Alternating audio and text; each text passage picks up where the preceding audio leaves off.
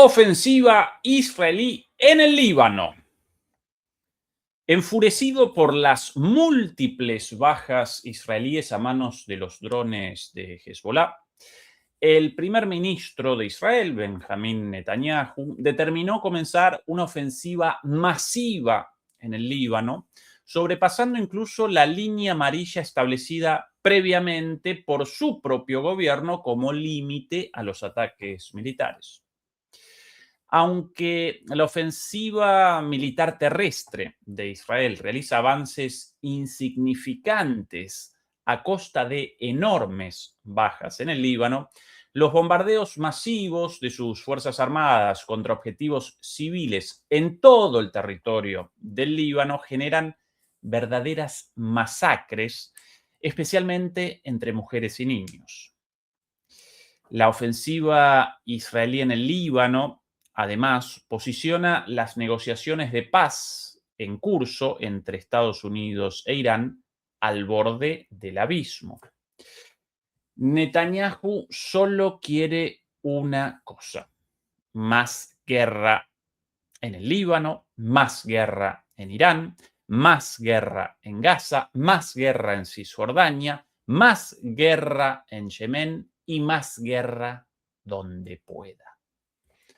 Muy buenas noches, muy buenas tardes y muy buenos días. Desde Berlín, Alemania, comenzamos la transmisión número 382 de Demoliendo Mitos Charlas. Muchas gracias por acompañarnos y recuerden ayudarnos con el pulgar arriba contra la censura.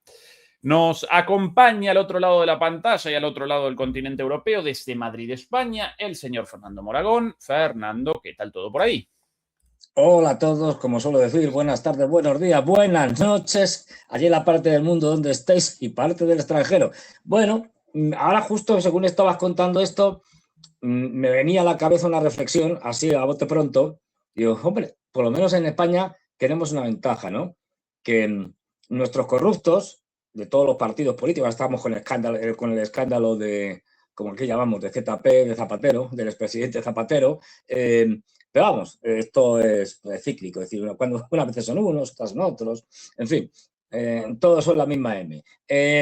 Pero por lo menos, dices, estos por lo menos no van masacrando gente, por el momento. Es decir, como Netanyahu, que es otro corrupto, un corrupto pero de traca, y que durante todas sus gestiones de gobierno, en los diferentes momentos en que ha sido primer ministro, ha utilizado el poder para lucrarse de múltiples maneras. Bueno, es decir, en esto los israelíes nos aventajan, ¿no? Aparte de ser corruptos, son una palabra que no se puede decir, pero digamos que son masacradores empedernidos de palestinos. Sí, y también de libaneses, y de yemeníes, sí, y de iraníes, sí, y demás. No discriminan.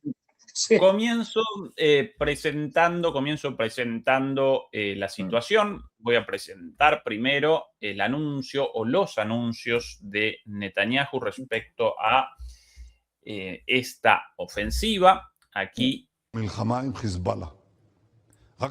primer anuncio: hemos estado en guerra con Hezbollah. Tan solo en las últimas semanas nuestros heroicos combatientes han eliminado a más de 600 terroristas. Quiero que lo sepan, más de 600 terroristas, pero no vamos a bajar la guardia. Al contrario, les dije que aceleraran aún más. Los atacaremos. Es cierto que nos están disparando con drones explosivos. Tenemos un equipo especial trabajando en esto y también lo resolveremos. Mientras tanto, están demostrando una gran resiliencia. Quiero felicitar a los habitantes del norte por su resiliencia, que nos inspira a todos. Pero lo que esto exige ahora es que aumentemos los ataques, que aumentemos la potencia. Los atacaremos sin piedad. Este es el primer anuncio de Netanyahu. Interesante la reflexión o interesante la referencia a los drones. Presentamos Tiene que reconocerlo, el primer anuncio. La debacle Fernando, es absoluta. Sí, efectivamente. Ahora las imágenes difundidas por las Fuerzas Armadas israelíes y por el gobierno israelí. Netanyahu el día de ayer en una reunión con el ministro de Defensa, Katz, ubicado a su izquierda, y con el máximo líder de las Fuerzas Armadas israelíes. Esta la reunión sostenida ayer. Y después de eso, y ahora presentamos el último anuncio de Netanyahu.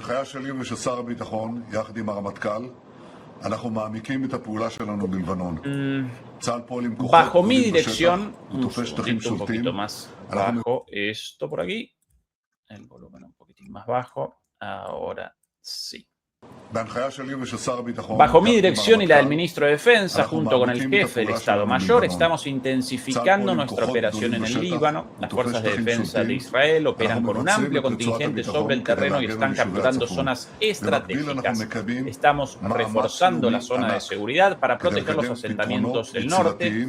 Simultáneamente, estamos liderando un esfuerzo nacional masivo para promover soluciones creativas e innovadoras contra los drones explosivos. Nuestros heroicos comandantes y soldados están trabajando en primera línea. Confiamos en ustedes.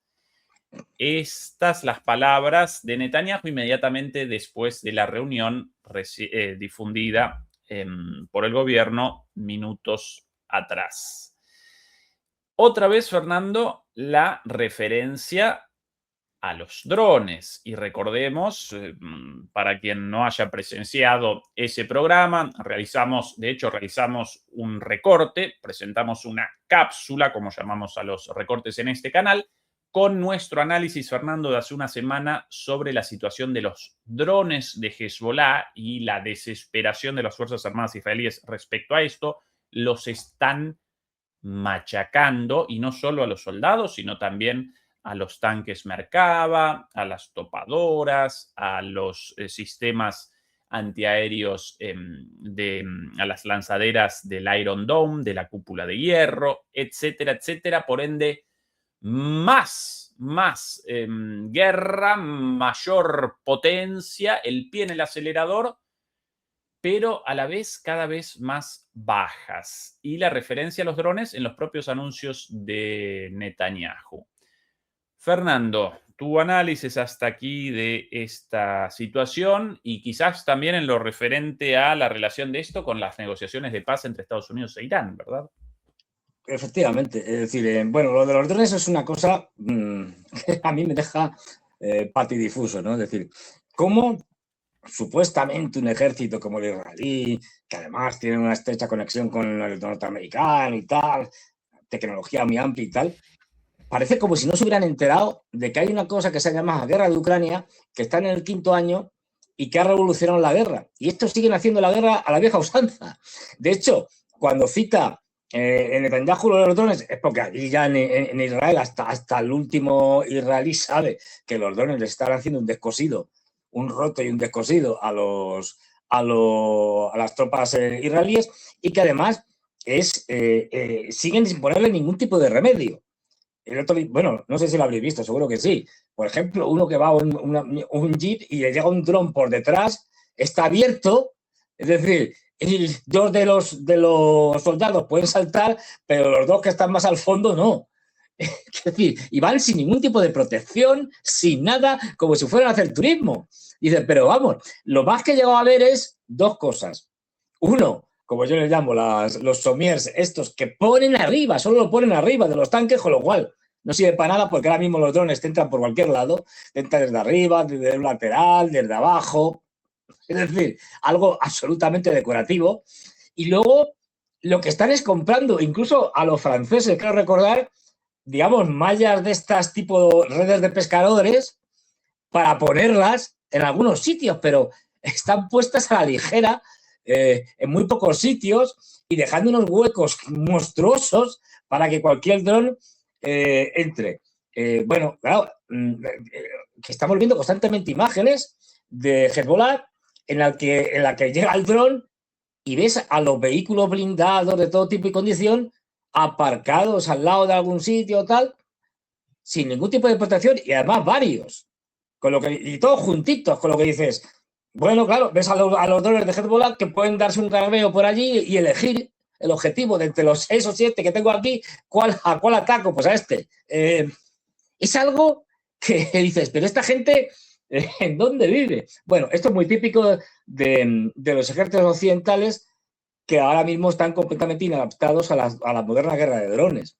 Es decir, y bueno, Hezbollah, que es mucho más ágil en este sentido y se adapta mucho más rápido a las nuevas modos de hacer la guerra, pues les está causando un verdadero desastre. Ya digo, sobre todo porque es que es continuo, es decir, no hay día en que no salgan no una ni dos, sino varias imágenes de Hezbollah atacando algún vehículo blindado israelí y pegando un impacto sin ningún problema. Ojo, y estamos hablando de los impactos que vemos filmados, que son los mínimos. Quiero decir que la mayoría de los impactos no se filman. Compilado, Fernando, de los ataques. Bueno, sin la música. Un compilado difundido por Hezbollah. Solo algunos de los ataques. Y uno tras otro. Pero fijaros, nosotros los presentamos. La facilidad con la que llegan, tranquilamente aparcados. Es decir, ahí los tanques, los vehículos de transporte blindado, las estaciones de guerra electrónica, la cúpula de hierro, todo, quiero decir, tranquilamente, sin ningún tipo de protección, como si estuvieran, pues no sé, de paseo. Es una cosa inaudita. Aquí igual se están metiendo por dentro de una casa, van mejorando bastante los operadores de drones de Hezbollah, no tienen el nivel de los rusos y los ucranianos, pero van mejorando y es, pues eso, la desprotección, como se puede ver, más absoluta, que no llevan nada. Es decir, cuando estamos viendo que ya en la guerra de Ucrania están desesperados ambas partes porque no saben cómo protegerse de los drones. Es decir, y están utilizando de todo, desde otros drones con redes que las lanzan encima del dron de ataque para capturarlo, pasando por las famosas redes estas, tipo redes de pescadores, por unos sistemas que son como árboles ramificados que envuelven toda la estructura del vehículo blindado, del tanque, y prácticamente no se le ve. En fin, están haciendo de todo. Y de hecho, una de las cosas que está siendo al final más útil para derribar los drones, bueno, estos y otros, es volver a Mad Max, la famosa película donde, por lo menos yo recuerdo que fue la primera vez que yo vi estos pick-up, me parece que se llaman, es decir, estos jeeps que llevan la parte de atrás y en el que instalas una especie de ametralladora, un cañón muy ligero. Y bueno, pues esto es lo que está haciendo masificar. Dispararle al dron desde un vehículo móvil de estos que se puede ir a cualquier lado y proteger la zona que quieres proteger. Pero aún así, ahora mismo estamos en un momento en el cual no existen modos eficaces para parar las ofensivas de drones. Claro, si tienen muchos problemas metiendo todo tipo de instrumentos, de vehículos, de novedades que están haciendo en Ucrania constantemente los israelíes, que no hacen absolutamente nada, pues ya ni te cuento. Es decir, vamos, en Hezbollah deben estar partidos de risa, porque es que no hacen nada, o sea, pero ni siquiera toman medidas básicas como, mío, no acumule usted un montón de vehículos en el mismo sitio, al aire libre, en un descampado, es decir, sin protección ninguna. Bueno, es una cosa delirante. Y luego lo que tú también señalabas, es decir, que también lo señalabas, bueno, varias cosas también. Netanyahu también recuerda efectivamente, evidentemente haciendo loas, los heroicos colonos del norte y tal, que están resistiendo, ¿no? Los heroicos colonos del norte hace tiempo que han salido corriendo en demandada. Y vamos, no quieren estar allí porque no olvidemos que Hezbollah también está atacando ya con este tipo de drones el norte de Israel. No olvidemos que todo esto es muy pequeño. Es decir, que las distancias son muy pequeñas.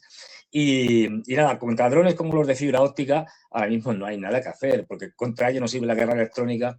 Ya digo, se está viendo en donde se tiene que ver, que es en Ucrania. Y, por ejemplo, sin ir más lejos, voy a hacer un pequeño paréntesis porque es una mención interesante porque refleja muy bien lo que es la geopolítica internacional, los conflictos, las relaciones internacionales, que no son nunca simples ni unívocas, no. Bueno, todos conocemos perfectamente los líos entre el año pasado, fundamentalmente, también en este año, pero fundamentalmente el año pasado, los choques fronterizos, algunas veces muy violentos, entre Tailandia y Camboya. ¿Vale? Tailandia, aliado de Estados Unidos, y Camboya, aliado de China. Y además de esto que es clarísimo, ¿no? El tipo de armamento de los tailandeses es completamente occidental, de norteamericanos, fundamentalmente de los camboyanos chinos. Bueno, pues hoy que veo que en unos ejercicios tailandeses, ejercicios militares, hechos con los chinos les están mostrando la utilización de la guerra con drones. Y no solo con drones aéreos, donde se ven muchos tipos de estos pequeños drones, cuadricópteros, tal, algunos también hexacópteros, etcétera, sino también con drones terrestres, con los famosos drones tipo perro, que les montan un fusil de asalto encima y ya está, ya tienes el lío montado. Y sobre todo, les estaban enseñando, y esto, claro, en Israel todavía ni se les ocurre, ni se les pasa por la cabeza, les estaban enseñando a hacer una guerra que podríamos llamar combinada hombres-máquina. Es decir, soldados mezclados con drones. Drones perro junto con soldados normales y corrientes operando conjuntamente, mientras al mismo tiempo drones aéreos les apoyan, les dan información, sirven de repetidores, etc. O sea, los chinos están 20.000, que no están en guerra con nadie, 20.000 veces más adelantados que los israelíes, que fueron los que inventaron los drones, básicamente. Es decir, esto es el disparate número uno. Y dice, bueno, pues parece mentira que, bueno, que se hayan dormido los laureles de esta manera tan tremenda. Aquí más imágenes, Fernando, de los ataques, otro compilado con muchísimas imágenes. Sí, y en primer lugar, si no recuerdo mal, la situación referida por Fernando del ataque de un dron contra una camioneta con soldados en su parte trasera, en la caja de la camioneta, sin ninguna protección y, bueno, dos de ellos saltando y dos recibiendo el dron encima con su cuerpo. Aquí más imágenes, ¿no? Un segundo. La música. Esto sin música. Bueno, esta imagen del el salto. La cantidad de memes con ese salto de que esto, la Fuerza Aérea Israelí, cosas así escuchadas con el soldado saltando a la izquierda por los brazos, por sobre todas las cosas. Claro, pero, bueno, que fijaros que vas completamente desprotegido, tranquilamente, por medio de un camino. Ahí lo vemos. Un lado, uno ahí, otro salta, pero los otros dos se lo tragan. Es decir, ahí, aquí es entrando tranquilamente. Lanzaderas de la cúpula de hierro. De la cúpula de hierro. O sea, la despreocupación, que es una cosa inaudita, diciendo, mira, y todos los casos que estamos viendo, no hay ni atisbo de resistencia o de contraatacar o de intentar evitar los drones con tiros, nada. O sea, les cogen con el culo al aire. Hay otros soldados saltando, dos soldados más ahí. Dos son más ahí. Aquí, claro. Ingresando a una casa. Fíjate, lo digo porque eso es interesante. Es decir, fijémonos que no hay ni siquiera, o sea, bueno, como mucho, ves a algún soldado correr y ya está. O sea, no hay preparación ninguna. Ahora mismo los ucranianos y los, por ejemplo, y los chinos también, pero bueno, o los rusos, ya a todos los soldados de infantería les enseñan y tienen pistas especiales para ellos a combatir a los drones. Luego lo pueden hacer mejor o peor. Pero, es decir, cómo tienen que actuar ante el ataque de un dron de estos FPV, es decir, de estos drones pequeños, y tienen campos especializados donde te ponen los drones y tú tienes que dispararles, tal, correr. En fin, por las pues dudas, esto es nada. Esta parte no vista del video, por las dudas, frenado acá. Aquí de nuevo más ataques de drones. Nada, o sea, estos videos difundidos por Hezbollah en una de esas pueden presentar sí, pero fíjate, suculentas y no queremos eso. Bueno, esta la otra novedad, Fernando, drones nocturnos con vista es verdad. Nocturna, Con vista, claro, con lo cual ya el acabose.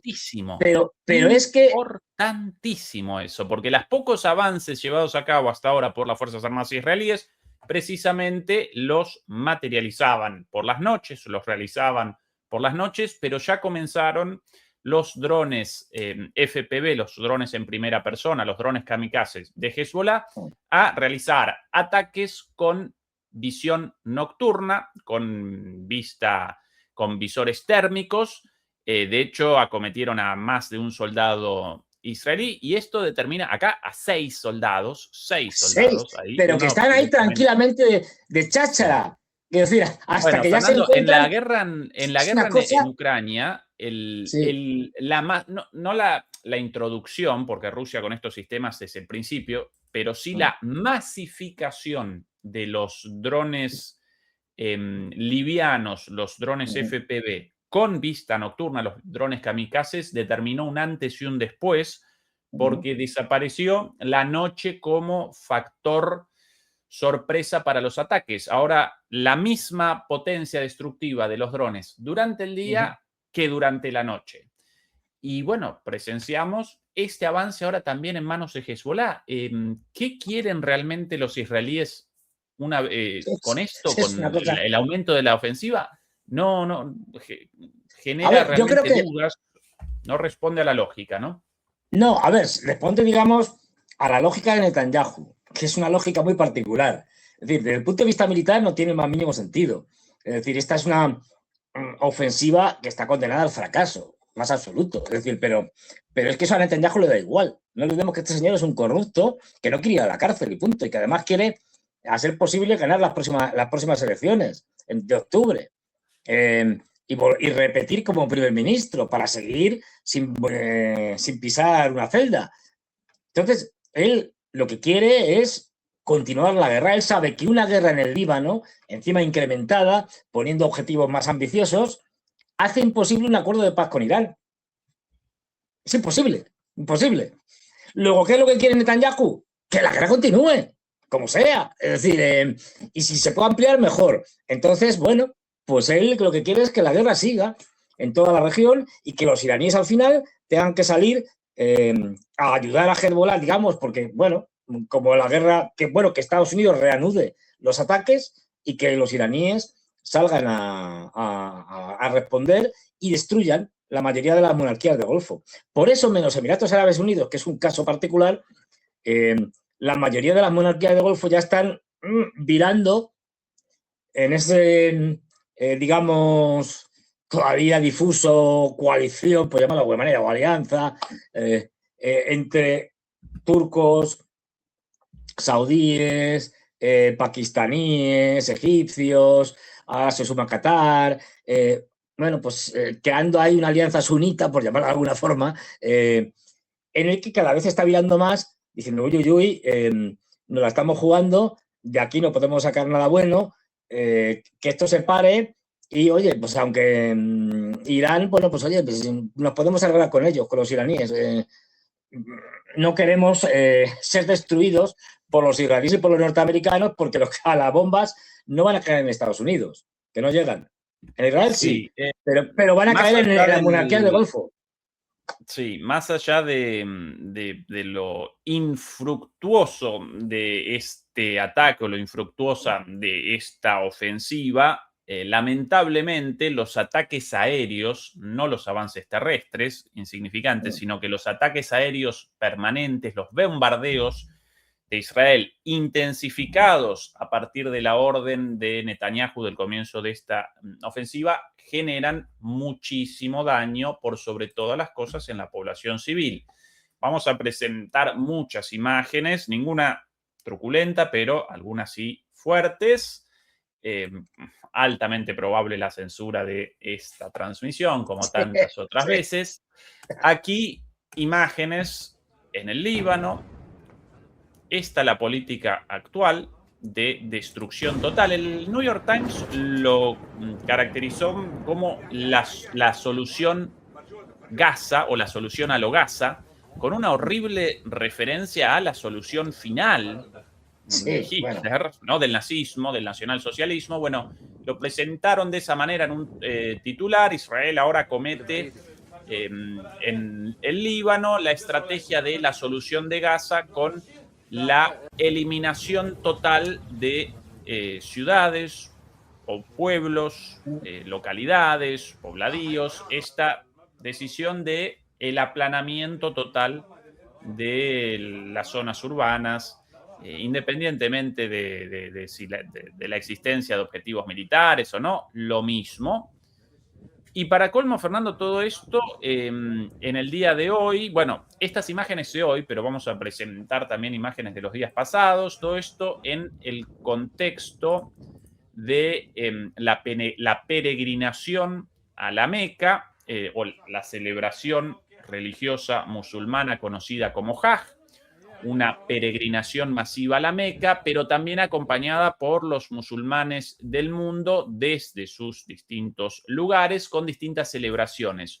Hoy, por cierto, el día conocido como hoy la festividad de Eid al-Adha, también conocida como la fiesta del sacrificio, en el marco de la peregrinación a la Meca, una celebración en la cual rememoran a los mártires, los caídos, los sacrificados por todo esto, con un día de mucha congoja, de mucha introspección, y ese día precisamente Israel los machaca a bombazos, los acomete con inclemencia. Aquí más imágenes, todo esto el Líbano de hoy, ¿eh? En el marco, además, Fernando, de una supuesta tregua, esto con un alto el fuego. Sí, bueno, ya sabemos cómo entienden los israelíes el alto el fuego, las treguas, que la entienden de una manera estupenda, que es tú te paras de combatir y yo sigo bombardeando y haciendo todo. Claro, esto.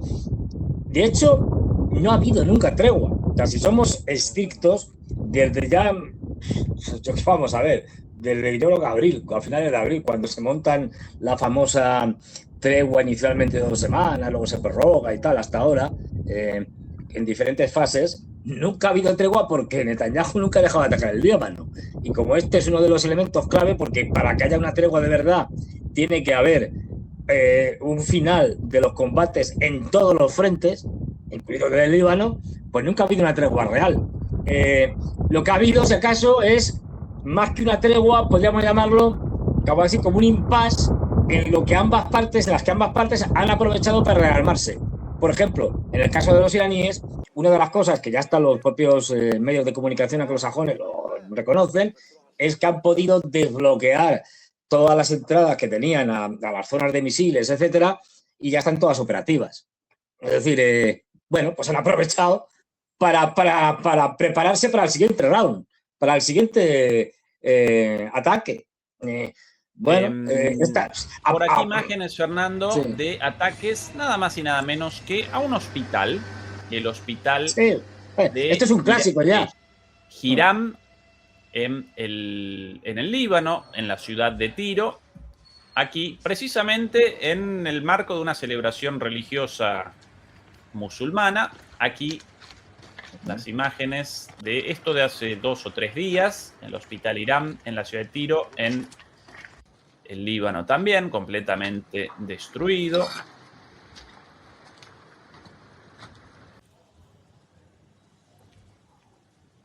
Bueno, es lo de siempre, es decir, ellos no respetan nada.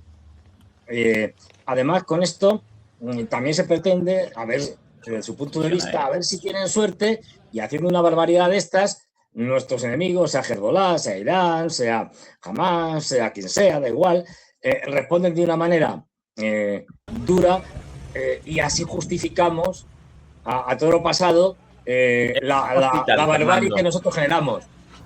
El mismo hospital, atención a esas imágenes, destrucción total, ¿no? Sí, sí.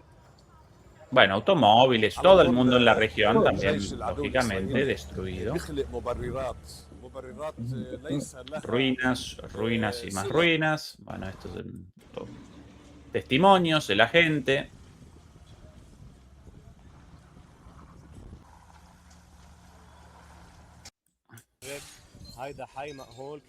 El grado de destrucción en las calles. Un osito, un Mickey, un peluche. Sí, pero Acá un médico.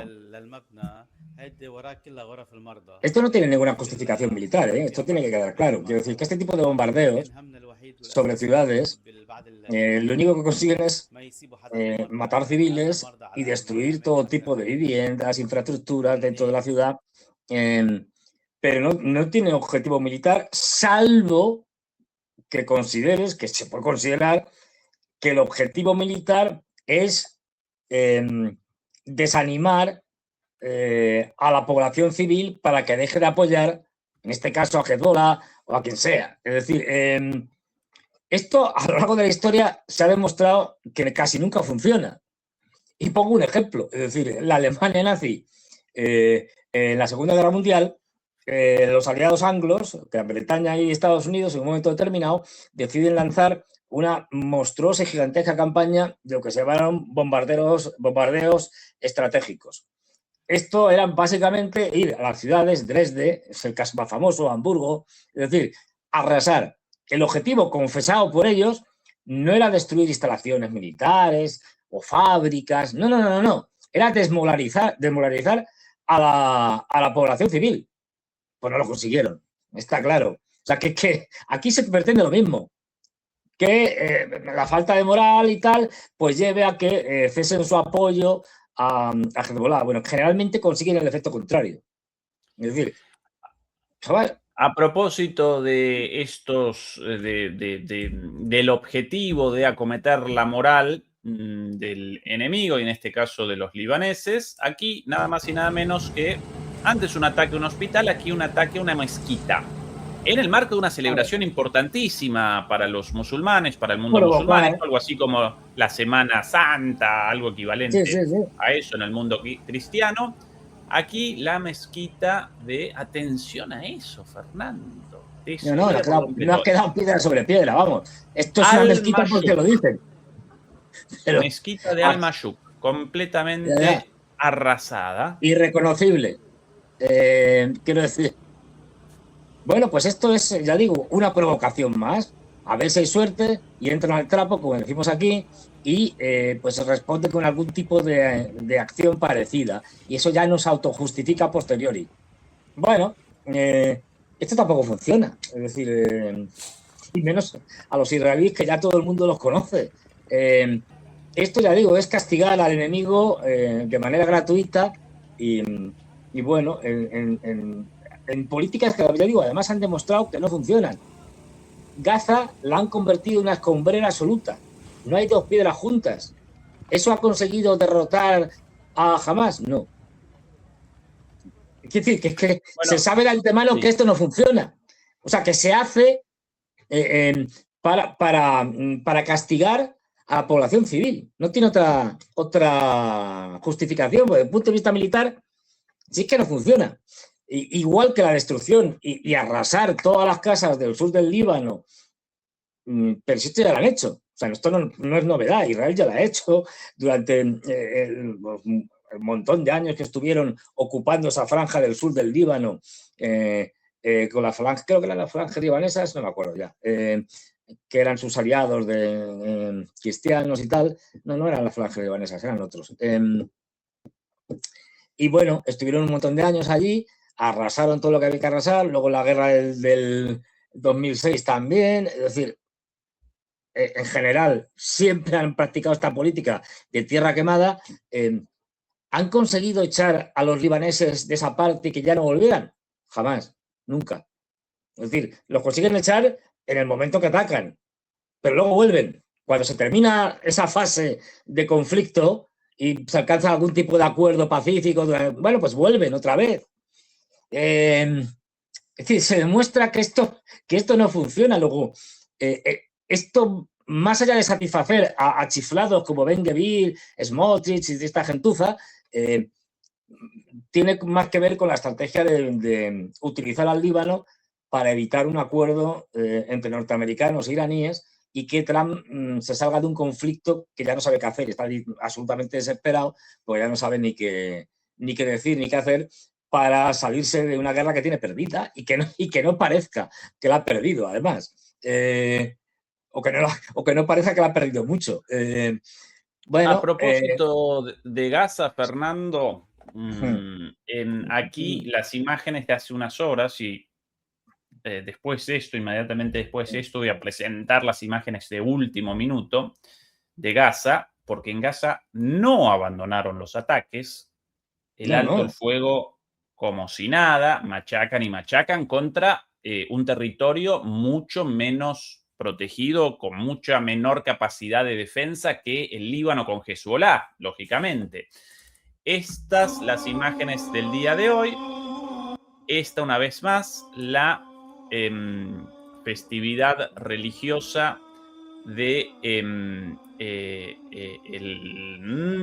Eid al-Adha, ¿sí? En la culminación de la peregrinación conocida una vez más como y acá yo con todo, aquí yo con los nombres, como Hajj, estos 6 días de peregrinación a la Meca. En el último día, la celebración de Eid al-Adha, rememorando a los sacrificados, por eso la cantidad de niños ahí, de gente viciada, mucha gente, bueno, como estas señoras, lógicamente, ¿no? Recuerdan a sus caídos, a sus víctimas, y en Gaza más, detrás las carpas de los campamentos de refugiados. Niños y más niños. Sí, las imágenes vistas, Fernando, en estas últimas 24 horas, estos ataques, la cantidad de niños masacrados. Tremenda, yo he visto alguna cosa. Sí, unas cosas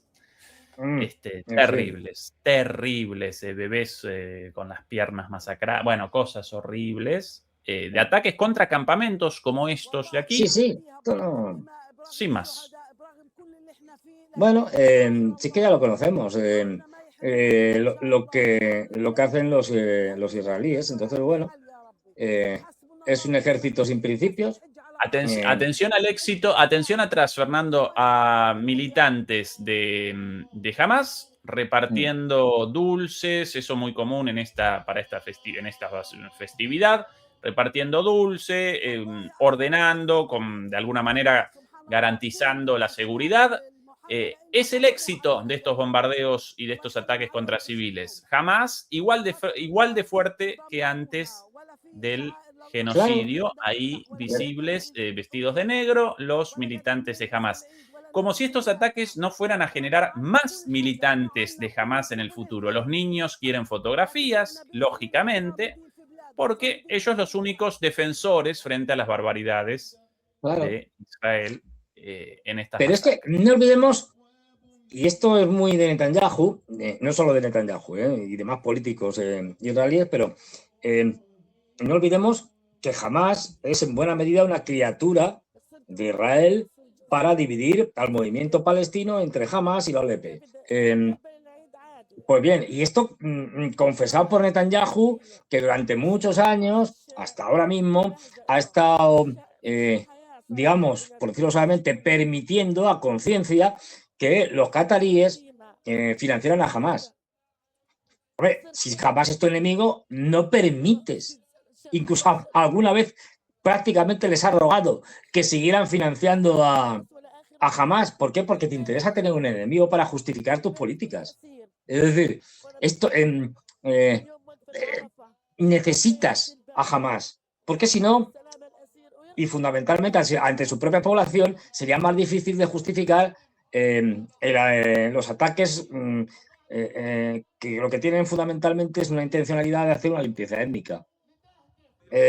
Como es una limpieza étnica que en el caso de Gaza es inviable, pues no tienen a dónde ir, quiero decir, no tienen un territorio aledaño al que pudieran huir, como pasó, por ejemplo, en la guerra en Siria, donde sí que podían ir a Turquía, al mismo Líbano, a Jordania, a Irak, o cualquier sitio, ¿no?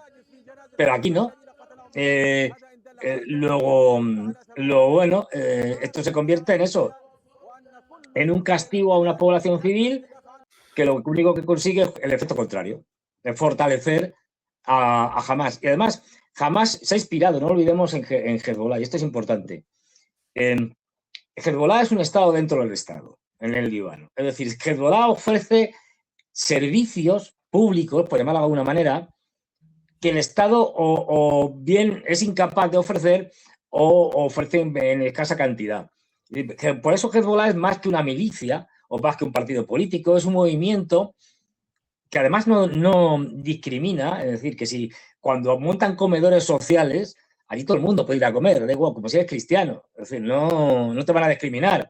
Y luego además, otro de los compromisos históricos de Hezbollah es que a toda la gente que pierde las casas producto de los ataques de los israelíes, Hezbollah les construye una casa gratis nueva y se la da. Quiero decir, claro, es que esto al final cala en la gente. Y la gente dice, no, pero mire usted, tenemos un gobierno títere, fantoche, como que tienen ahora en el Líbano, que no sirve para nada y que está al servicio de los intereses de Israel y de Estados Unidos. Y que no nos da ningún tipo de garantías, ni seguridad, ni nada. Tenemos un ejército de risa, cosmético. ¿Quién nos está defendiendo? ¿El ejército libanés? No. Hezbollah. Cuando tenemos problemas, ¿quién viene a socorrernos? ¿Quién monta hospitales de campaña, etcétera, lo que haga falta? Hezbollah. ¿Quién nos da de comer? Hezbollah. ¿Quién nos reconstruye las casas? Hezbollah. Luego, al final, la gente apoya a Hezbollah, lógicamente. Quiero decir, es que son cosas obvias. Horas después de esto, o quizás ni siquiera horas, Fernando, en Gaza, en este mismo lugar, estas las imágenes, imágenes fuertes, a cada quien con, bueno, que las personas muy sensibles pueden abandonar la transmisión por un rato. Nada truculento, pero hoy en Gaza, Fernando. Sí.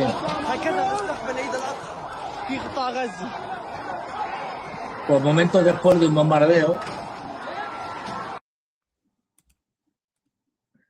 Qué raro hoy, qué poca gente conectada y qué lenta la conexión. Qué casualidad que cuando nosotros presentamos las cuestiones ligadas a Israel no mostradas en ningún otro lugar, sí, la cantidad de gente conectada mucho menor, mucho más lenta, demoledores y demoledoras. Queremos, por favor, la ayuda de ustedes con el like, con la distribución de esto, porque a pesar de las limitaciones impuestas por la plataforma, todo ayuda, ¿no? Efectivamente. Bueno, el día de la celebración de los sacrificados, de los caídos, qué mejor que un bombazo en la cabeza, ¿no? Dios claro, santo, no, pues ya digo, es la provocación constante por parte de Israel. Y bueno, no olvidemos que además esto parece ser que al final lo ha respetado. Hubo una petición expresa por parte de los saudíes. Pues claro, allí llegan ahora mismo entre 2 y 3 millones de peregrinos de otros países que están allí en la Meca, bueno, Medina, la Meca, y bueno, dijeron que por favor, señor Trump, absténgase de hacer ataques y digamos, denle un toque a los israelíes para que no reanuden la guerra en medio de esto, en medio de la peregrinación a los lugares altos del Islam. Es decir, no lo hagan. Y bueno, parece que por lo menos en este caso han tenido cierta consideración. Pero fue una petición expresada de los saudíes, diciendo, porque además crearía un desastre humanitario, imaginémonos, con 2 o 3 millones de peregrinos allí, que se reanudan los combates, que Irán devuelve el golpe, destruyendo zonas centrales energéticas de todo tipo y condición, desalinizadoras y tal, bueno, el caos, con 2 o 3 millones de peregrinos allí puede ser tremendo, es decir, una locura. Aparte que eso afectaría a un montón de países que tienen allí sus peregrinos, entre ellos los iraníes. Efectivamente, por cierto, quería presentar imágenes de esta celebración a lo largo y a lo ancho del mundo musulmán. Increíble la cantidad de creyentes en países de lo más distintos. Quizás presento primero esto, estimado Fernando. Y de paso podemos, mientras vamos presentando imágenes de estas festividades Eid el-Adha en distintos países, vamos recorriendo la posición geopolítica de estos países en este momento. Aquí en el centro de esta celebración, lógicamente, en Arabia Saudita, sede de Medina y la Meca, las dos ciudades sagradas por excelencia del Islam, la ciudad del nacimiento y de la muerte del profeta Mahoma. Aquí imágenes de esta celebración, lo mencionado por Fernando, entre 2 y 3 millones de peregrinos. Es tremendo, es una cosa espectacular. Las, digamos, medidas que tiene que tomar Arabia Saudí para que esto más o menos funcione, que no sea un desastre, para que esta gente tenga algún tipo de alojamiento, tal, o de... Vamos, es algo tremendo, tremendo, porque moviliza una cantidad de gente, bueno, es la celebración, esa la del día de ayer. Esta peregrinación está caracterizada por distintas celebraciones en el marco de la peregrinación a la Meca.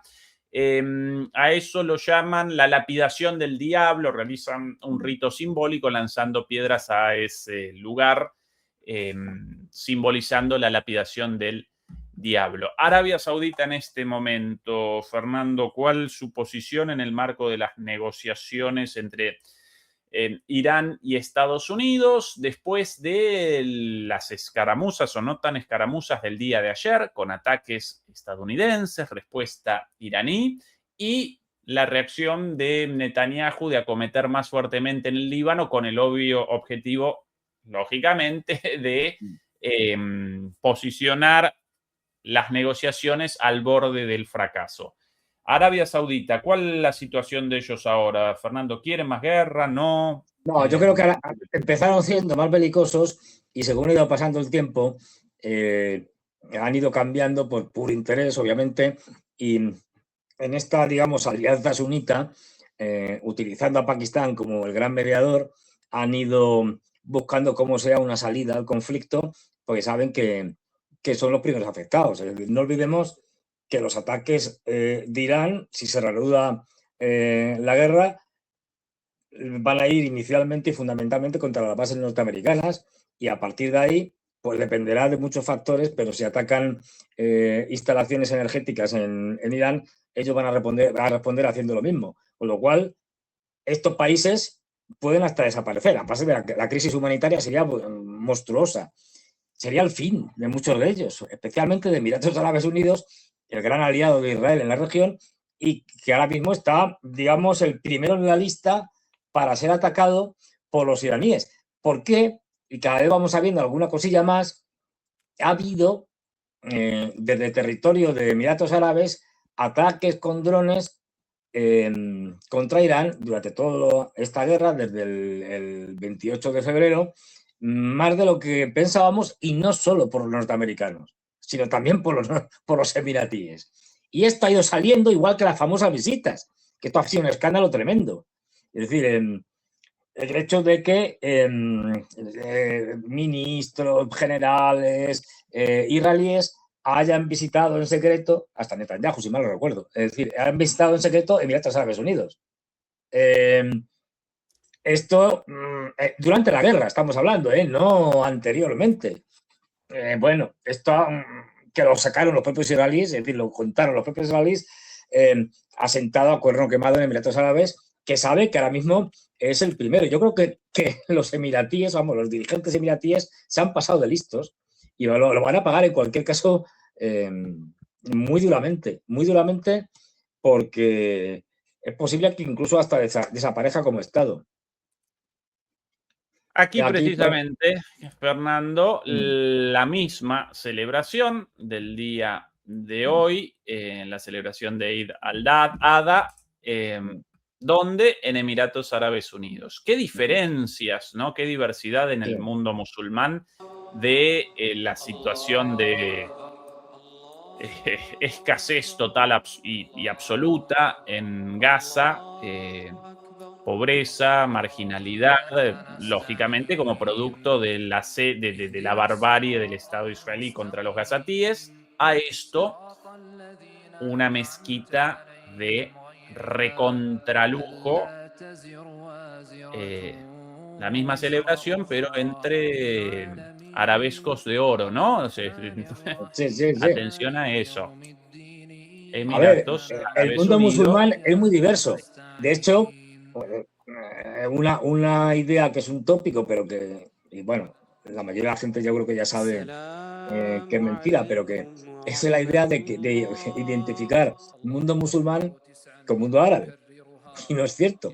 La mayoría de los musulmanes que hay en el mundo no son árabes. Hay muchos más musulmanes que no son árabes, ya solamente con Indonesia, donde la mayoría de la población es musulmana y son unos 250 millones, chamo, ya ahí tienes más que todos los países árabes. Recordemos que el gran país árabe, que es Egipto, debe tener unos 120 millones, una cosa así, si mal no recuerdo, de habitantes. El resto tienen muy poca población.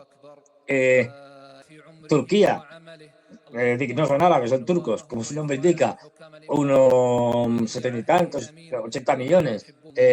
Irán, que tampoco son árabes, son persas, 90 millones. Y así podemos ir. Bangladesh, Pakistán.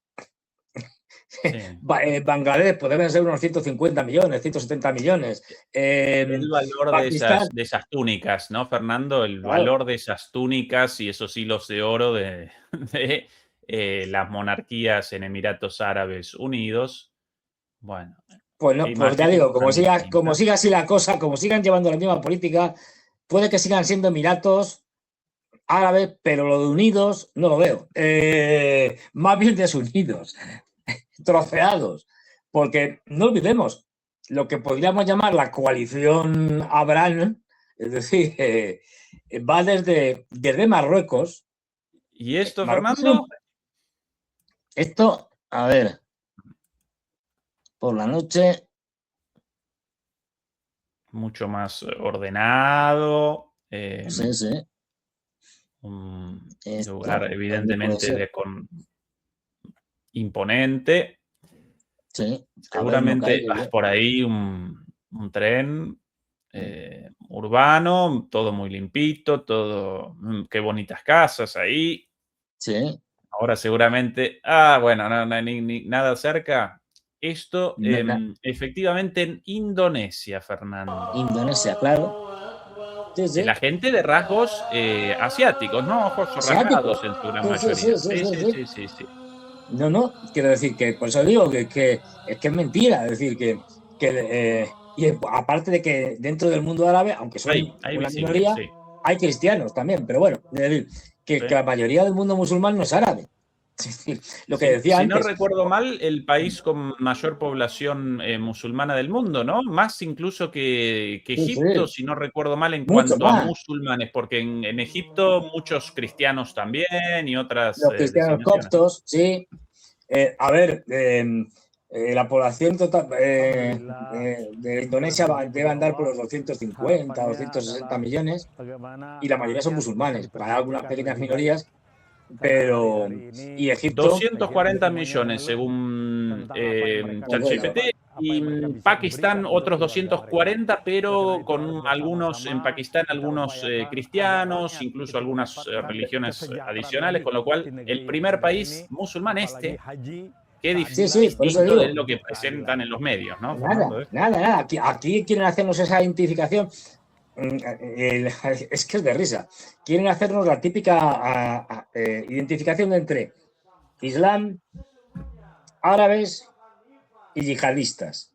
Como si fuera una cosa que va todo de la mano. No, para nada. De hecho, la mayoría de los yihadistas han sido, y de los grupos yihadistas, los dirigentes, etcétera, han sido creados por Occidente. O sea, no son un producto natural, si se puede hablar en estos términos, surgido de la propia evolución y desarrollo y dinámicas del mundo musulmán, sino que están directamente creados por Occidente. Y bueno, lo que ha hecho Occidente desde la descolonización ha sido básicamente favorecer el islamismo más radical, más extremista, en detrimento del islamismo más tolerante, pero constantemente. Entonces, claro, ¿qué esperamos? Y ya digo, en el caso, por ejemplo, del Estado Islámico, pues todo el mundo sabe que es una creación de Estados Unidos. En el caso de Bin Laden y compañía, pues igual, que eran reclutados de la CIA para la guerra de Afganistán. Es que todo esto lo hemos hecho nosotros. Entonces lo queremos hacer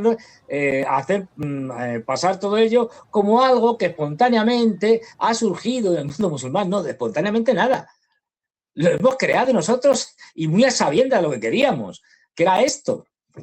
Y aquí tenemos profecías autocumplidas, ¿no? Diciendo, fíjate que vamos a hacer que todos estos sean malos, entre comillas, por la simplificación, y luego diremos que son malos. Claro que si tú eres el que estás haciendo todo esto.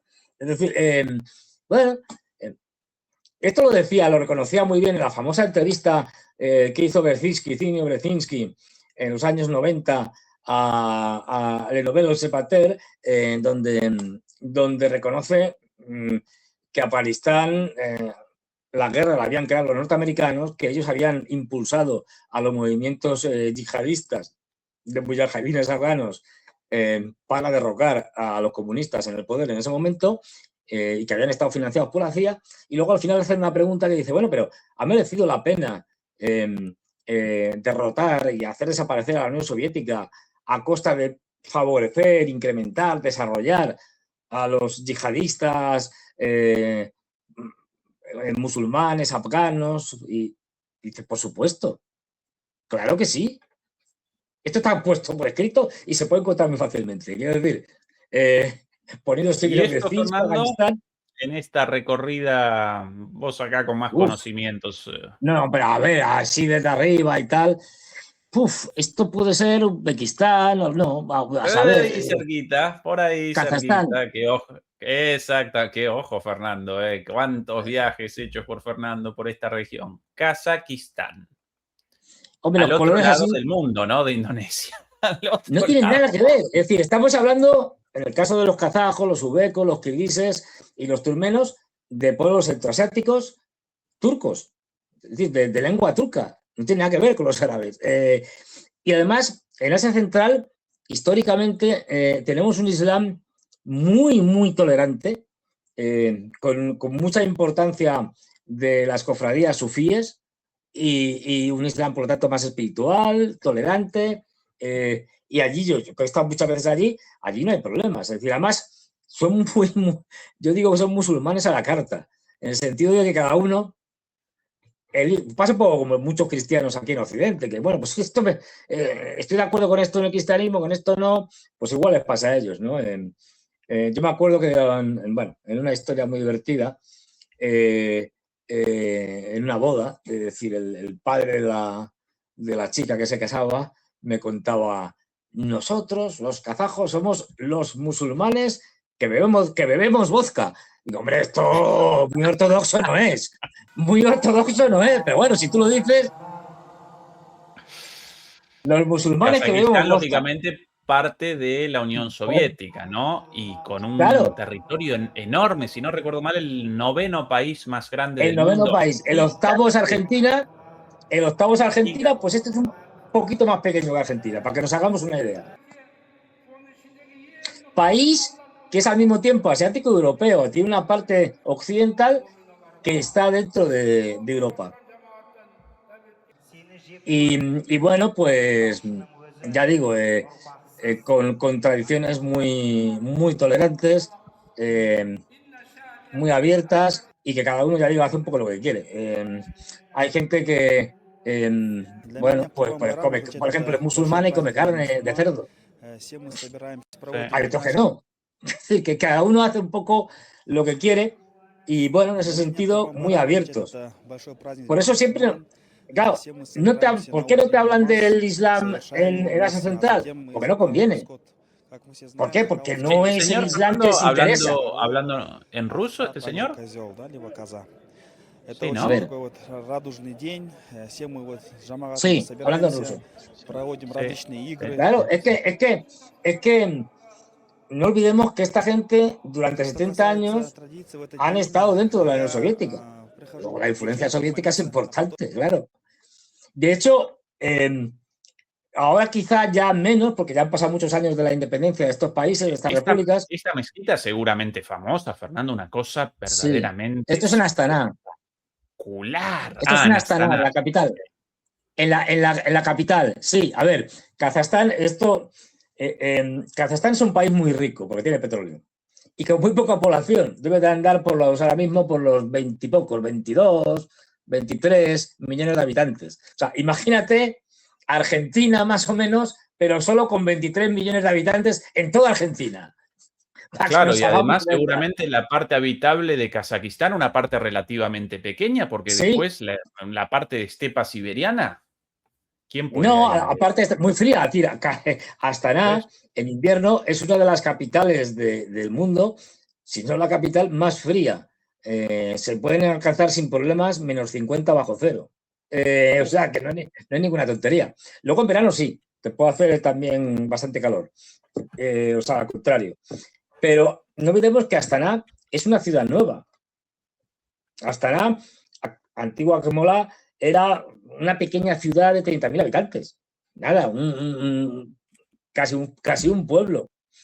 Bueno, pues en un momento determinado, el primer presidente, Nazarbayev, Nursultán Nazarbayev, decide trasladar la capital histórica, Almaty o Almata, según se quiera decir, a este nuevo enclave que está en medio de la estepa, hace un frío tremendo, ya digo, y un viento que te lleva, está en medio de la estepa, no te protege nada, y decide hacer allí la capital.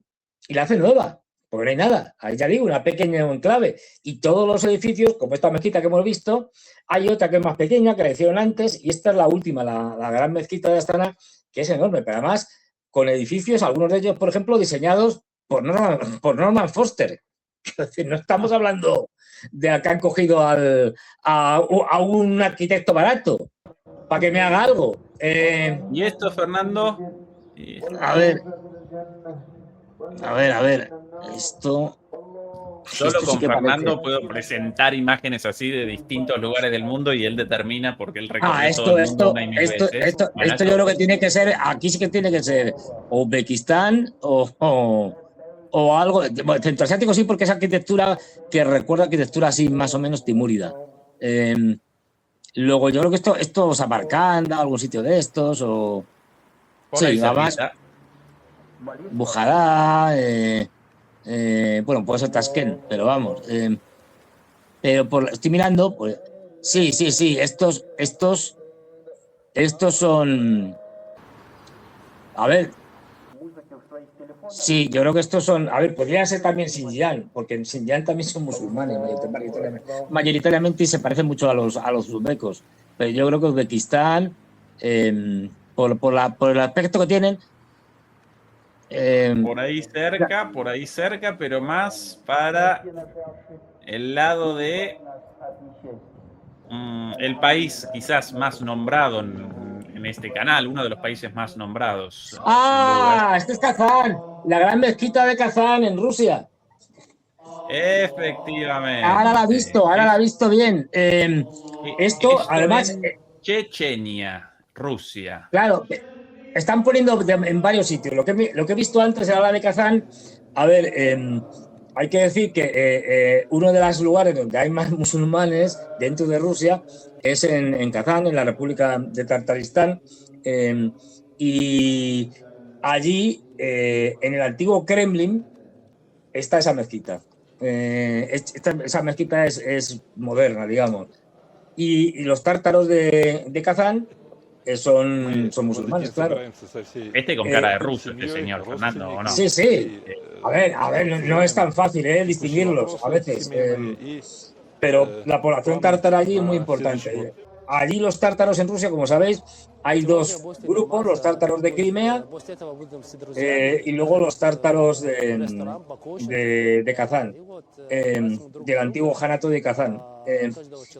Y bueno, luego también en todo el Cáucaso. Es decir, allá no vamos a los chechenos, todo el sur del Cáucaso, bueno, el norte del Cáucaso, porque los rusos lo que tienen es el norte del Cáucaso. Y si nos vamos también al Cáucaso Sur, pues ahí tenemos a los azeríes, Azerbaiyán, donde también se celebra. Esto también es importante. En buena parte de lo que llamaríamos antiguamente el África Negra, todavía en el Sahel podremos encontrar mundo musulmán. Es decir, de hecho, si tú coges Nigeria, por ejemplo, simplificándolo mucho, la parte norte es musulmana, la mitad norte es musulmana y la mitad sur es cristiano-animista, por llamarlo de alguna manera, porque hay una fusión ahí de elementos, ¿no? Entonces, bueno. Bien. Interesante. Por aquí, Fernando, último pasaje de nuestra recorrida, última escala de nuestro viaje por el mundo. ¿Y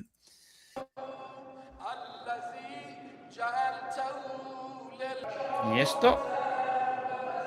A ver. Esto dónde puede ser. Un momento que vea.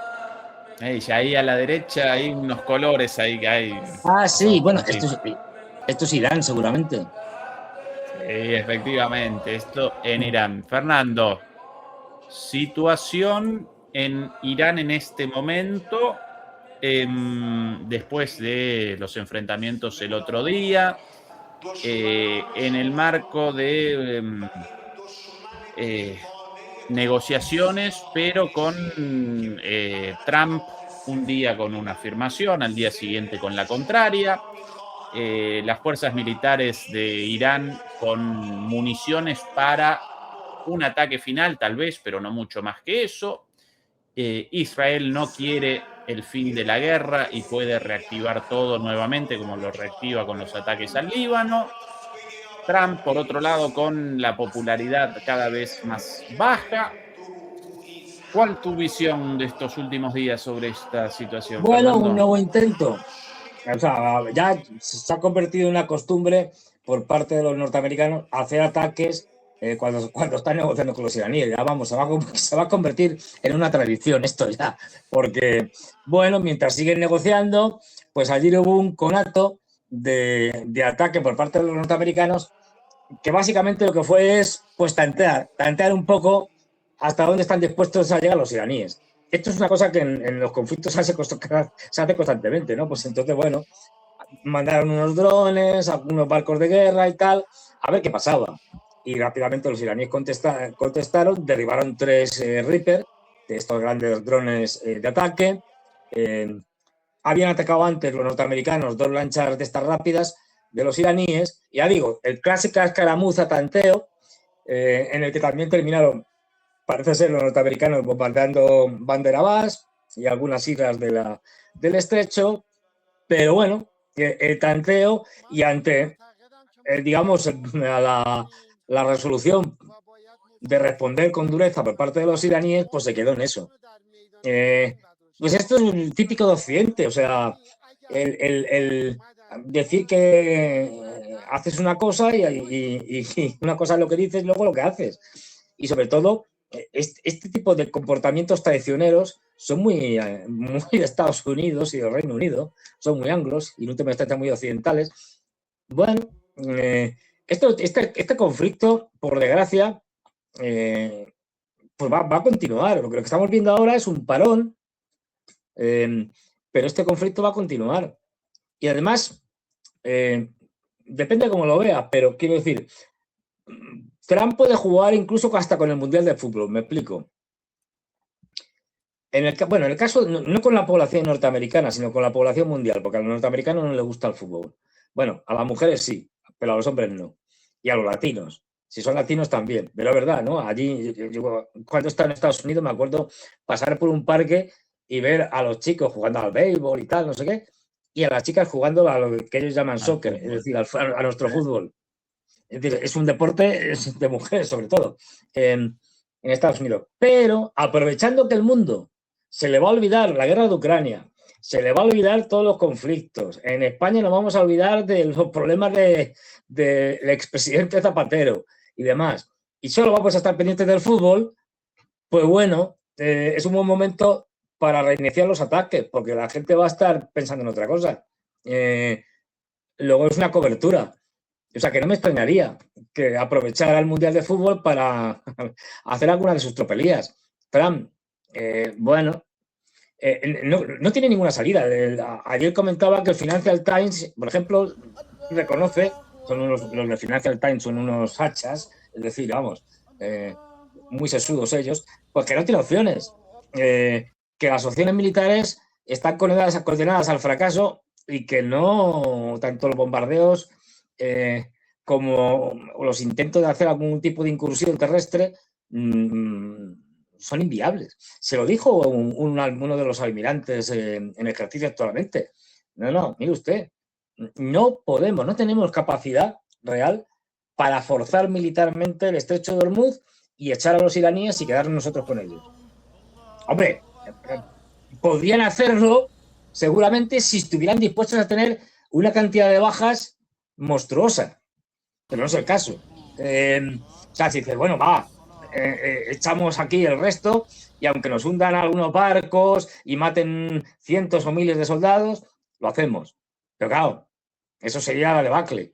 No tienen una opción. Entonces, bueno, como va a ser Netanyahu el que lo va a decidir todo, y ya sabemos lo que va a decidir Netanyahu, pues estamos a la espera de que más o menos Netanyahu le diga a Trump que, mira, tienes que volver a atacar. Estuvieron hablando, creo que ayer o antes de ayer, Netanyahu con Trump por teléfono. Pues está más que claro. Esta guerra no va a tener un final pacífico, porque además es que encima, y esto lo saben los iraníes, imaginemos que ahora con los puntos que los iraníes han propuesto y tal, pues Trump más o menos los acepta y se llega a un acuerdo. ¿Garantías de que se va a respetar ese acuerdo? Cero. Si ya sabemos que no se respetan. Que ese es un problema que ha conseguido Trump, que se haya convertido en algo ya, digamos, estructural. Es decir, es que no, da igual lo que acuerdes con Estados Unidos. Si sabes que no lo van a respetar, ¿qué sentido tiene acordar cosas con gente que no lo respeta? ¿Reconocido este señor con esta vestimenta? A tanto no llego. África no es muy fuerte, pero bueno, a ver, encima con el teléfono móvil ni te cuento. A ver, espera que lo amplío. ¿Dónde esta celebración de él nuevamente de el fin del Hajj, la peregrinación a la Meca? Puede ser en Senegal o concretamente del último día conocido como Eid al-Adha. Si yo presento esta imagen, Fernando, quizás vos ahí sí recuerdes a esta persona, pero claro, con esa vestimenta para mí también llamativo. Sí, ya digo, yo, entre que estoy cegato, anda. Traoré, Ibrahim Traoré de Burkina Faso. Pero de civil. Claro, es que sin el traje militar es que no lo reconoce ni su madre. Vamos. Ahí a la izquierda, ese Traoré. Fíjate. En la celebración en Burkina Faso de la misma festividad. Claro, es que acostumbrados a verle así. Aquí, ahí. Ahí, sí. Ahí, fíjate, sí. Pues menos mal que al final has puesto esas imágenes, porque yo ya estaba pensando en decir, ¿será algún jugador de fútbol? No. O sea, porque visto, pero Traoré. Fíjate. Esto en otro país muy lejos de allí. Misma celebración. Uy, hay un indicio. La marca del camión. Con la T. Tú, claro, esto tiene pinta de estar Pakistán o por ahí. Sí, pero no Pakistán, sino la India. Atrás la T de Tata. En la India también, evidentemente, muchos musulmanes. A ver, en la India hay más de 100 millones de musulmanes. 100 millones de musulmanes.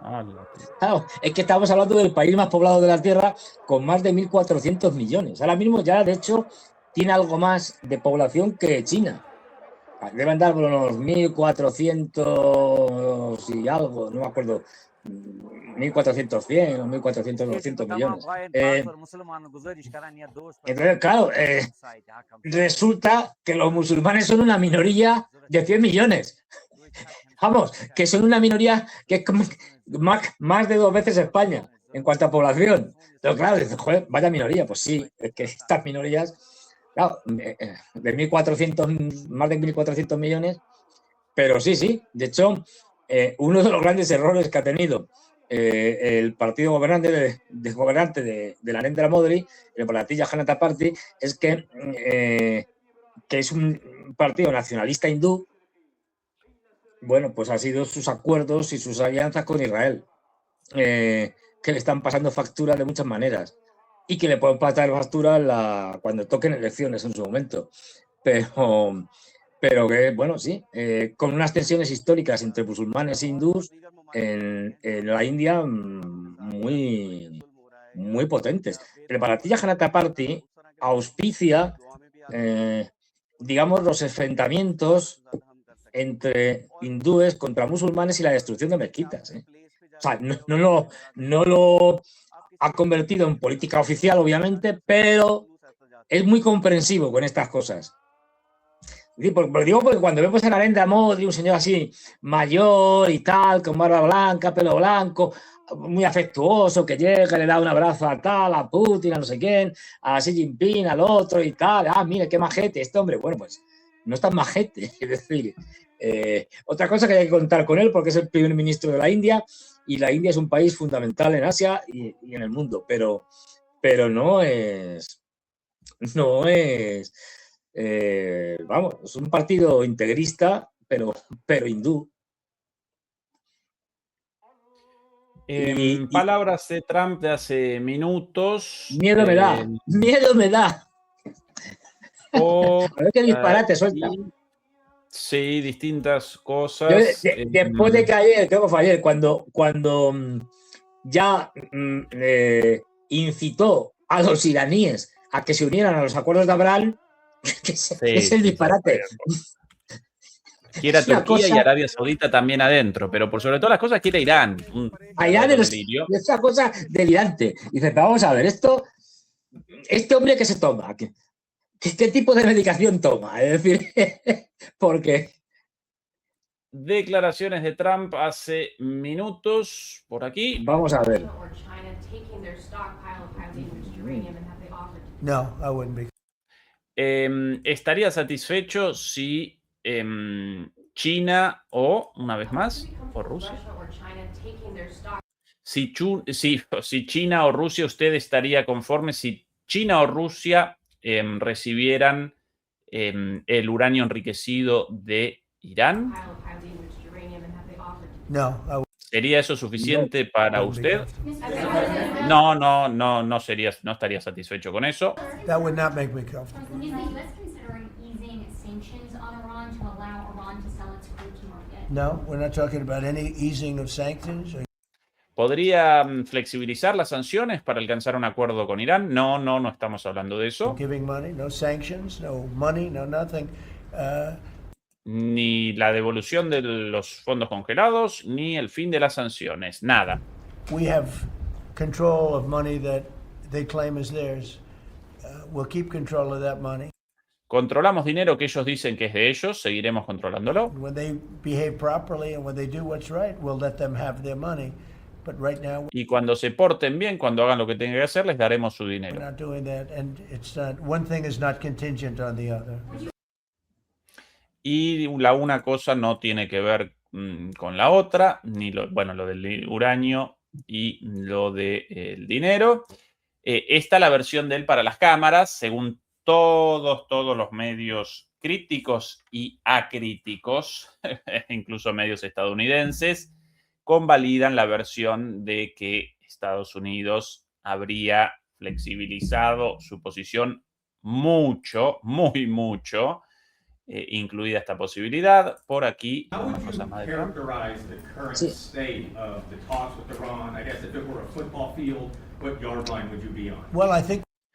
¿Cómo caracterizaría la situación actual en las negociaciones con Irán si fuera un campo de fútbol? ¿En qué yarda estaríamos? ¿No? Como cuán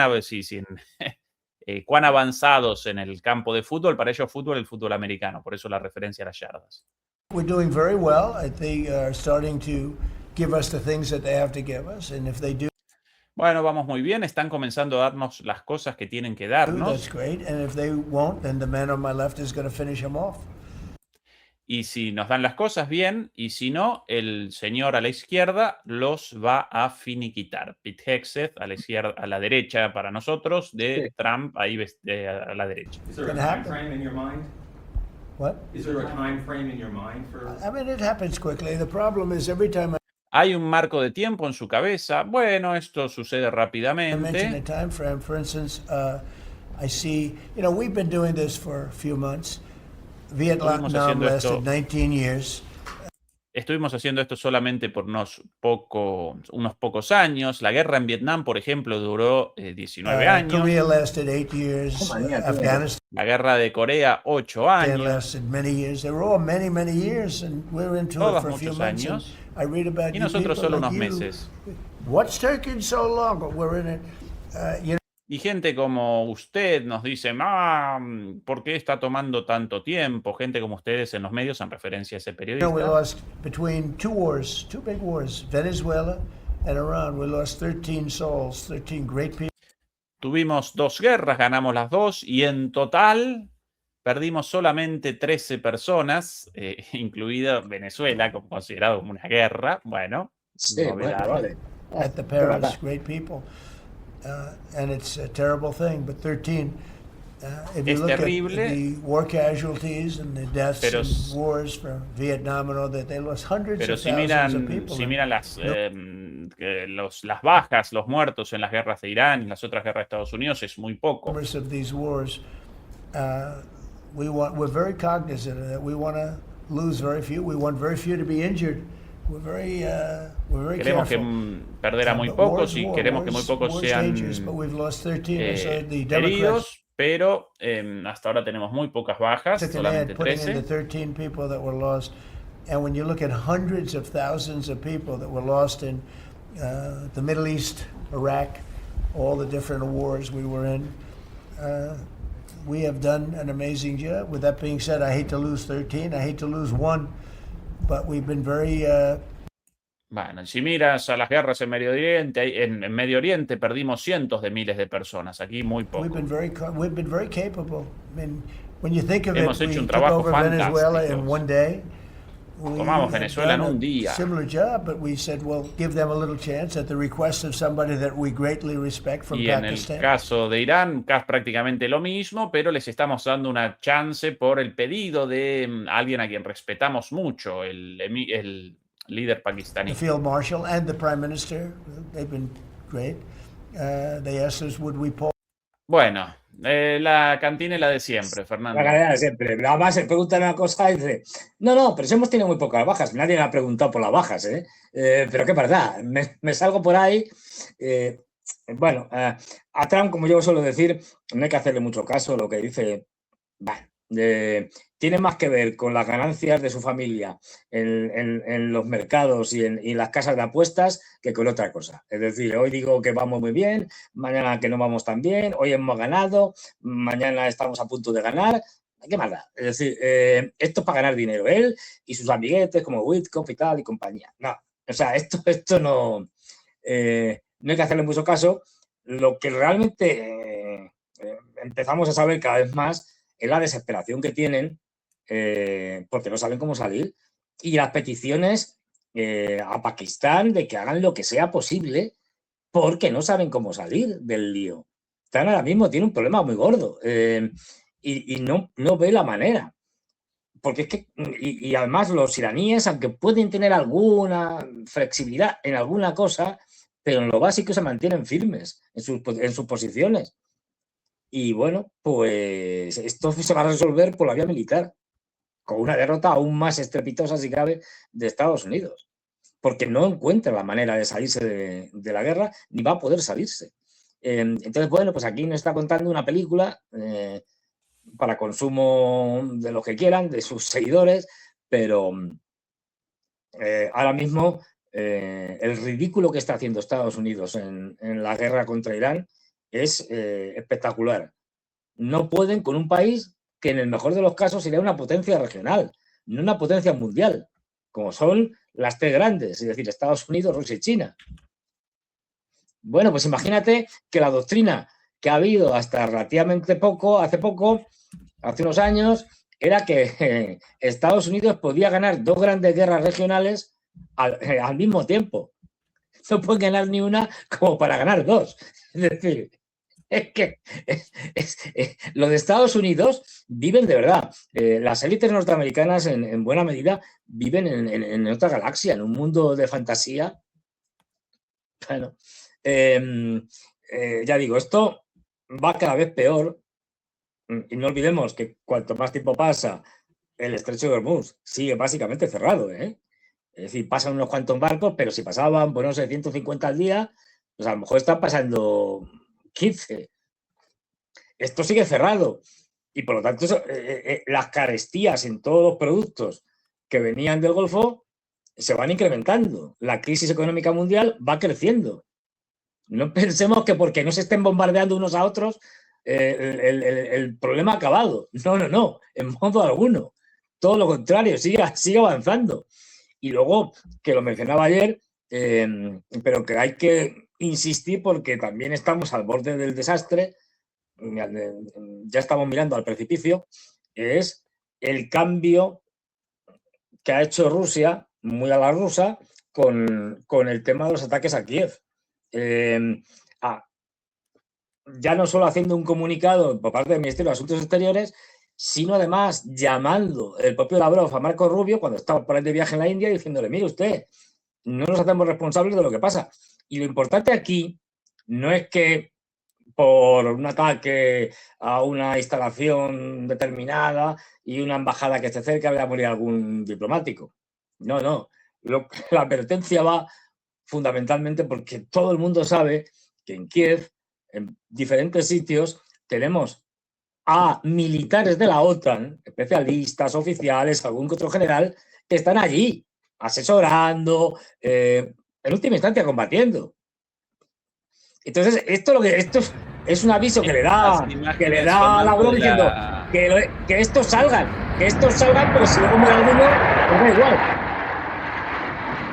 Imágenes de hoy, ahí las presento de nuevo, de el avión de Vladimir Putin llegando a Kazajstán. Llegando a Kazajistán, bien escortado, ¿no? Por los aviones.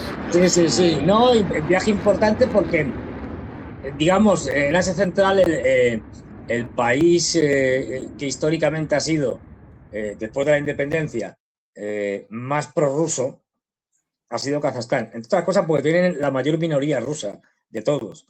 Ahora debe andar por el 18%, el 20%, pero llegaron a tener, en la época de la Unión Soviética, los rusos llegaron a ser el 50%, incluso un poquito más. Es un país, además, que ha sido, digamos, promotor, por ejemplo, de la asociación que tienen económica en Rusia, es decir, la Unión Económica Euroasiática, en la que están rusos, bielorrusos, kazajos, kirguises, tayikos, etcétera. También fue promotor de la elaboración del Tratado de Seguridad Colectiva. Es decir, ha sido siempre un país que ha intentado llevarse muy bien con los rusos. Lo que no significa para que no hayan tenido relaciones con otra gente, de ellos los occidentales, porque todos estos países de Asia Central que no tienen salida al mar y que encima tienes como vecinos a rusos y a chinos, siempre han tendido a relacionarse con los occidentales y especialmente con los norteamericanos como contrapeso. Sí.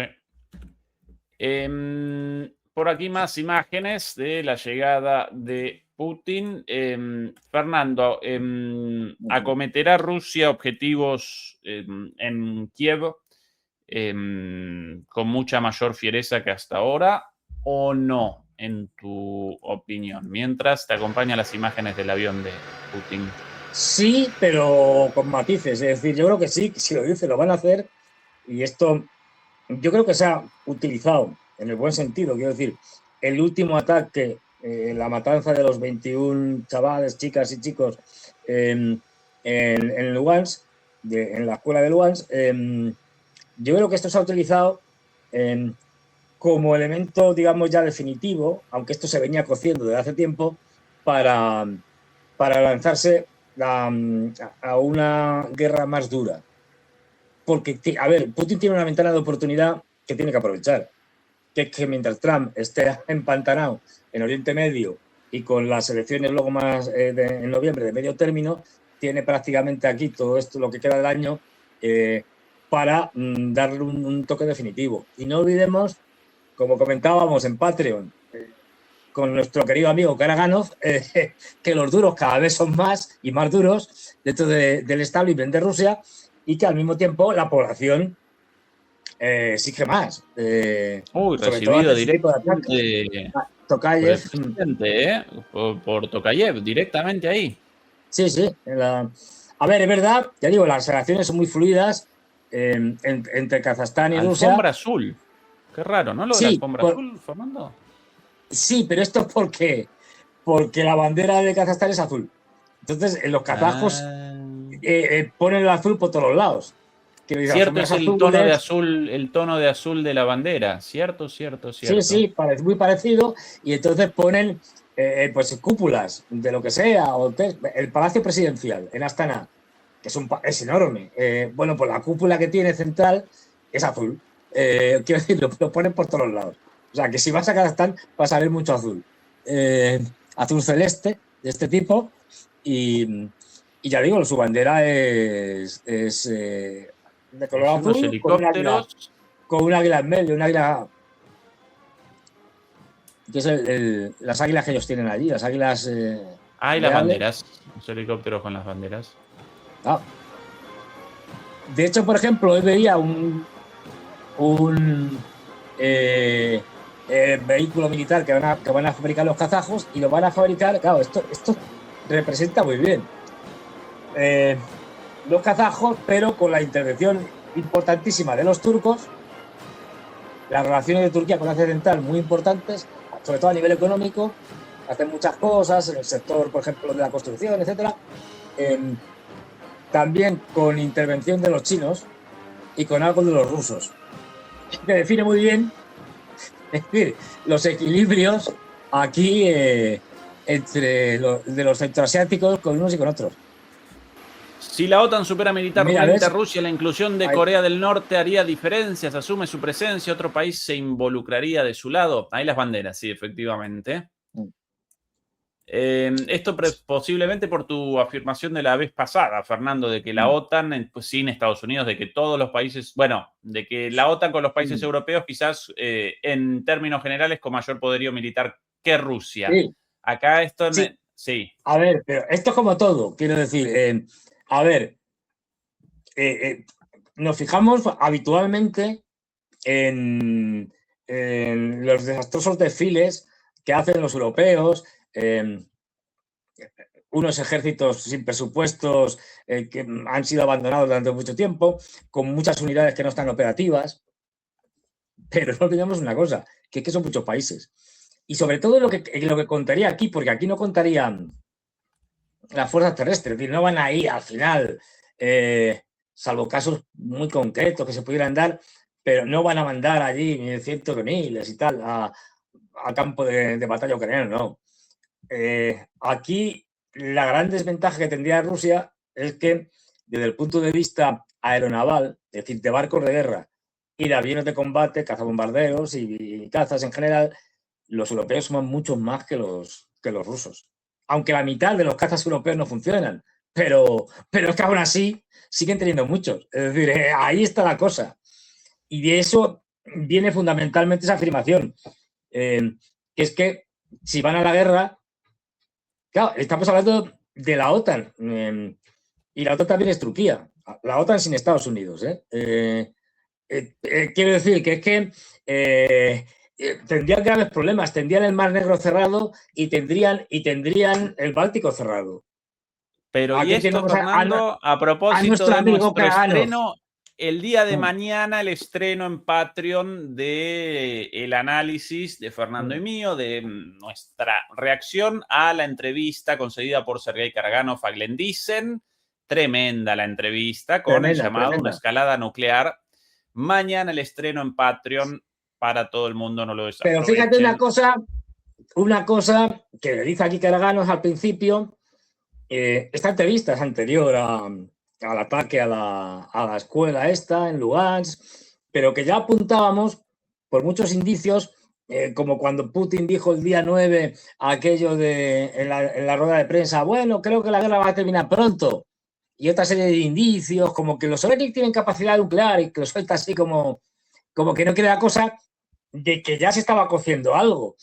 Y otro elemento nos lo da Karaganov cuando dice al principio de la entrevista: creo que cada vez mis puntos de vista están teniendo mejor recepción en el Kremlin, más o menos. Bueno, pues ya nos estaba dando una pista de por dónde iban las cosas.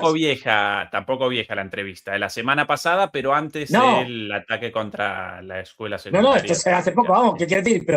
Pero que ya, cuando uno va reconstruyendo todas las pequeñas piezas que van dando unos, Karaganov, Putin, tal, no sé qué, pues luego ves que efectivamente que han utilizado una de las muchas barbaridades, porque desgraciadamente las barbaridades que hacen los ucranianos contra la población civil rusa es habitual. Bueno, pues han utilizado esta especialmente bruta por ser contra niños para justificar un salto adelante, una escalada en la guerra contra Ucrania. No van a que nadie piense que Putin ahora se va a poner a atacar a algún país europeo, no, de la OTAN, no, de la Unión Europea, no lo va a hacer, pero sí que dentro de Ucrania van a forzar la máquina. Tienen que hacerlo, no les queda otra. Sobre el final, Fernando, para el cierre, y recuerden por favor a quienes todavía no nos acompañaron con el pulgar arriba, por favor. Queremos además los 200.000 seguidores, nosotros cada vez más cerca, casi en 197.000. Por favor, ayúdenos con la suscripción gratuita. Quien quiera la campanita de notificaciones, naturalmente también, para los avisos cuando presentamos análisis o publicaciones en nuestro canal. Y bueno, y que no olviden el curso más espectacular de la historia de la humanidad. Que no presentalo mientras aquí te acompañan imágenes. ¿De dónde esto, Fernando? Bueno, de Astana. Astana, sí. Astana, capital de Kazajistán. Fernando, presenta tu curso, por favor. Mira, ¿ves la cúpula del Palacio Presidencial? Azul. No. Esto lo vas a ver por todos sitios, el azul. ¿Ves este color así, azul turquesa? Pues también van por ahí. Es decir, que es un color... esa arquitectura de alguna manera como la arquitectura soviética más moderna. Este es el Baytarek, la torre de Baytarek. ¿No? Sí, esta es la torre de Baytarek, que está en medio de una gran avenida flanqueada a los lados por múltiples edificios, que tiene al final el Palacio Presidencial. ¿Ves? Esta enorme avenida. En el centro está la torre de Baytarek.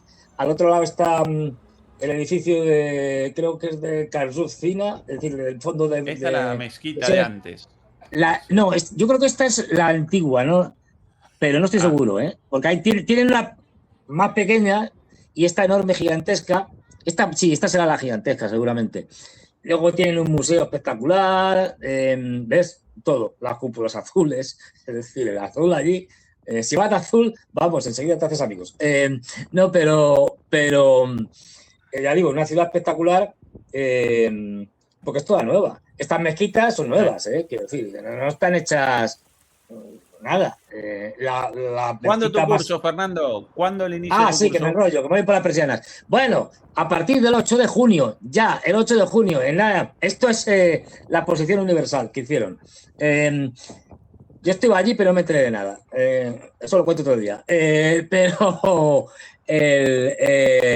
a partir del 8 empieza ya la primera guerra mundial híbrida, Estados Unidos, Rusia y China. Y todo esto que estamos hablando aquí, pues como en Patreon, lo podemos hablar en vivo y en directo, contando cosas, poniendo vídeos, tal, que no se pueden poner en las redes sociales, porque si no, vamos, nos corta la cabeza directamente.